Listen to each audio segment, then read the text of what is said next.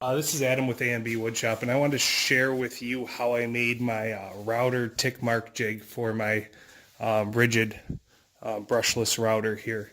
I use this for a bunch of growth charts that I was making. So I started with some 1x2 poplar. It's a little over 4 feet. I caught one piece at about 10 and a half inches, and this is the front, the side rails at 12 inches, and those are two of them. Two pieces at 6.5 inches. One's going to be the back, and the other is going to be part of the stop. And then one more piece at about 3.5 inches, and that's part of the stop too. The stop, the 3.5 inch part, that's going to be determinant of the base of your router.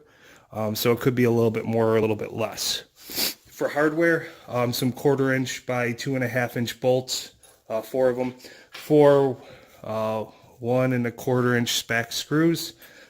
2 1/4 inch wing nuts, 2 knurled knobs, 4 fender washers, and 4 split ring washers. So the basic assembly is going to be the front piece. Going to go with the back piece, the stop, and then the runners. Now these side runner pieces, I use my router to cut a channel in it for the bolt to go through. The bolt needs to be recessed in this because it is going to be up against the workpiece. And then this will also allow it to be adjustable. So these are going to get installed upside down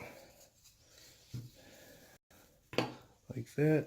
And then the stop's going to be right in there. So I'm just going to take a couple minutes. I'm going to bolt this all together, screw this together, and then I'll be back with you. Okay, so here it is all together. A couple of pointers. Countersink any holes that you have for the screws. And also check to make sure you're square. It's very easy for this to get racked a little bit and be out of square, so check to make sure you're square. These back bolts don't have to be that tight.